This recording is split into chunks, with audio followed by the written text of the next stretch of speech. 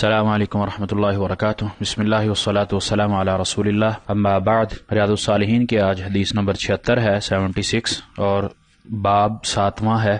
باب فی الیقین والتوکل۔ حدیث ہے عن ابن عباس رضی اللہ عنہما ایضا قال،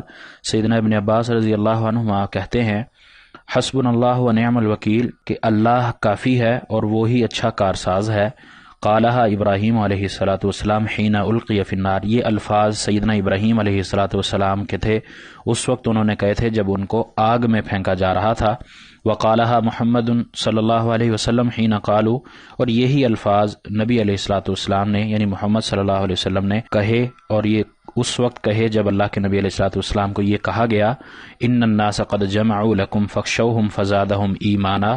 کہ جب لوگ کافر لوگوں نے یہ کہا کہ بے شک لوگ تمہارے مقابلے کے لیے جمع ہو گئے ہیں، ان سے ڈرو، پس اس بات نے ان کے ایمان میں اور اضافہ کر دیا۔ فخشوہم فزادہم ایمانا، کفار نے یہ اللہ کے نبی کو کہا کہ تم ڈر جاؤ، تمہارے مقابلے کے لیے لوگ کھڑے ہو گئے، اور اس بات کے بعد اللہ تعالیٰ کی طرف سے ایمان بڑھا دیا گیا۔ فزادہم ایمانا، ایمان کی زیادتی ہو کر دی گئی۔ وقالو، اور کہا ان کو، حسبنا اللہ ونعم الوکیل، نبی علیہ الصلاۃ والسلام نے پھر یہ الفاظ کہے کہ ہمیں اللہ کافی ہے اور وہی اچھا کارساز ہے۔ رواہ البخاری، یہ بخاری کی حدیث ہے۔ وفی روایت لہ عن ابن عباس رضی اللہ عنہما، اور ایک دوسری روایت میں جو سیدنا ابن عباس رضی اللہ عنہما سے ہی ہے، اس میں کہتے ہیں، کان آخر قول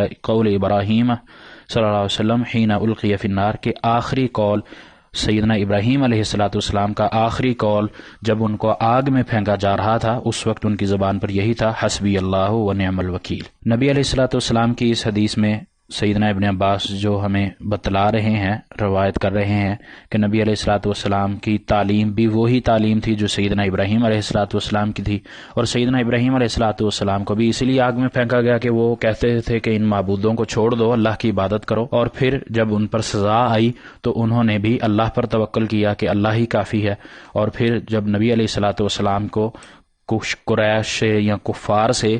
اسلام اور اسلام کے دشمنوں کے درمیان جنگ کا فیصلہ کرنے کے لیے آپس میں جنگ لگی،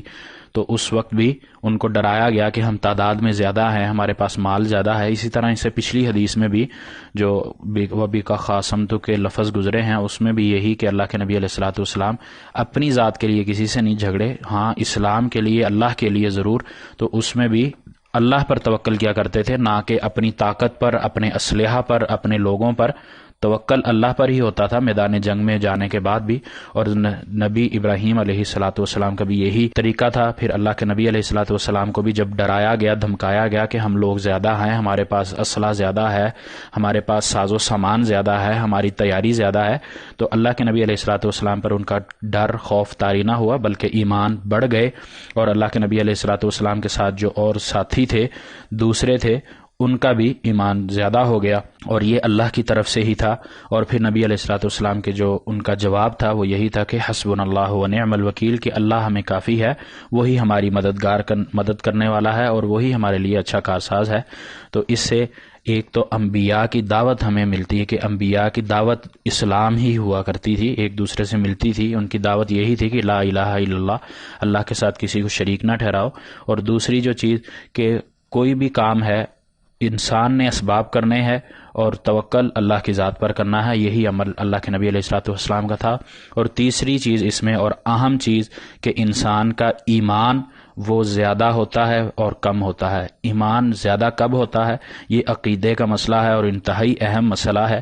کہ انسان کا ایمان نیک اعمال، نیک کام کرنے سے بڑھ جاتا ہے، یعنی اللہ کو جب یاد کرتا ہے، اللہ کی طرف جب ہوتا ہے، نماز پڑھتا ہے، مسجد میں جاتا ہے، عبادات کرتا ہے، تو اس کا ایمان بڑھ جاتا ہے، اور جب وہ معصیت کرتا ہے، گناہ کرتا ہے، تو اس کا ایمان کم ہو جاتا ہے۔ اس حدیث سے یہ بھی استدلال ملتا ہے جو فزادہم ایمانا کے الفاظ سے، کہ ان کا ایمان بڑھا دیا گیا۔ تو اللہ کے نبی علیہ الصلاۃ والسلام کی اس حدیث سے ہمیں اس طرح کے اور کئی سارے اسباق بھی ملتے ہیں، دروس ملتے ہیں۔ اللہ سے ڈرنا، اللہ پر توکل کرنا، ایمان کی زیادتی اور کمی، اور ابراہیم علیہ السلام اور سیدنا محمد علیہ السلام کی دعوت کا آپس میں ملنا۔ انبیاء کی دعوت کا معیار بھی یہی ہوا کرتا تھا کہ وہ خالص اللہیت اور اللہ کی دعوت دیا کرتے تھے، اور یہی یہی آج ہمیں طریقہ سکھایا گیا ہے کہ اللہ کی طرف ہی بلانا ہے، نہ کہ کسی اور ذات کی طرف، اور نہ ہی کسی خاص شخص کے لیے، کسی خاص مقصد کے لیے۔ اللہ تعالیٰ سے دعا ہے کہ اللہ تعالیٰ ہمیں صحیح سمجھ کر عمل کرنے کی توفیق عطا فرمائے اور ہمیں صحیح دین سمجھنے کی بھی توفیق دے۔ وما توفیقی الا باللہ، علیہ توکلت و الیہ انیب۔